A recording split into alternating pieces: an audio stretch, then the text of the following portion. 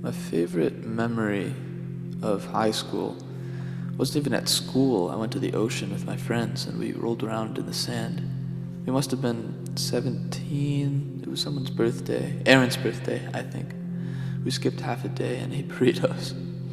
I was the one to suggest that we go to the beach. Hugo and Jacob and Montana and I all wanted to go into the park, and I remember jumping on the sidewalk outside that burrito place saying, "No, Aaron wants to go to the beach. Let's do what the birthday boy says."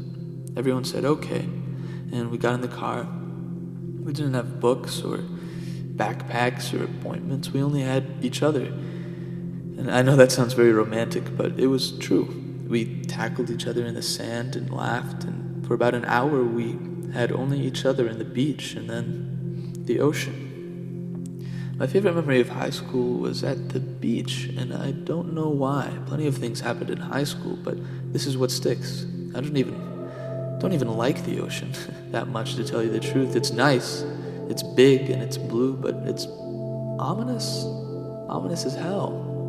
That day I skipped class for Aaron's birthday. I'll always remember that. Grown children rolling in the sand by the sea of nothingness. I wasn't alone then. Later that year I went to the old baseball field and my godfather played catch with me. He played catch with me a long time ago. He held my hand and I held the plastic bag with the baseball gloves. It was the summer after I graduated Lowell High. I decided to go to that baseball field. There was no one there at 6 in the morning.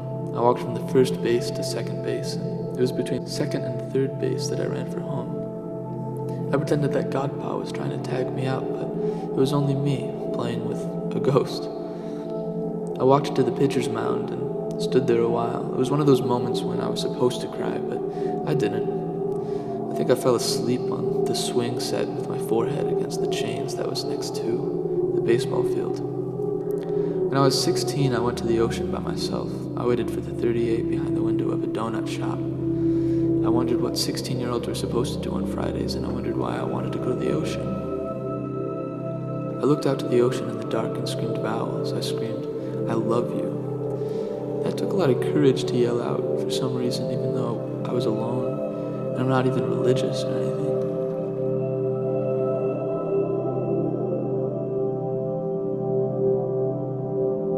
There's a lot of emptiness in the world.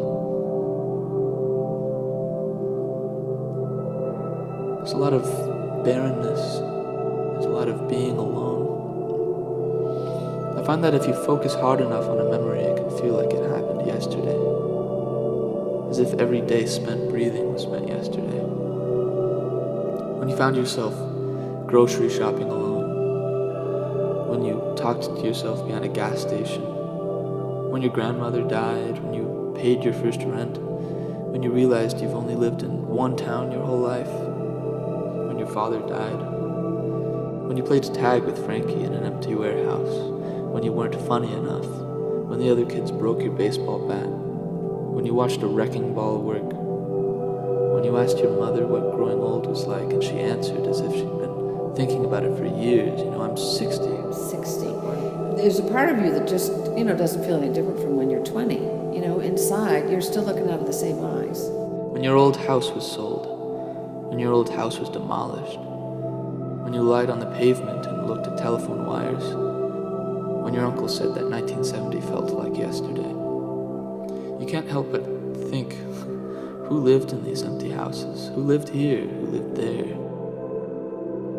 You see broken glass glistening in the gravel of your neighbor's yard, and you realize this moment is holy as hell. It feels like it's happening now. When you watched children play for the first time instead of playing yourself. When you stroked your nephew's hair as he ran past you in the kitchen. When your bus line changed routes and you got lost in your own city. When your neighbor's house was burning down and you made pancakes for everyone. When it all feels like yesterday, I find that if you try hard enough, it really does feel like yesterday. But today it's empty. These places are empty. Today, right now, I'm alone with the emptiness of the ocean.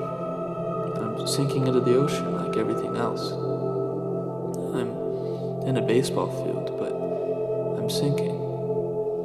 I'm not going to say it's beautiful, I'm just saying that everything seems to be sinking into life. Just pull over on any highway and stand on the side of the road for a bit, you'll feel alone. And if you want to get poetic, you can feel the ocean. There's a lot of emptiness out there, but you're a part of it, if that makes any sense. Everything has history. You have history. I mean, you have a mother and a father. They have mothers and fathers. It goes back, it goes forward. Like waves, maybe. You breathe in, you breathe out.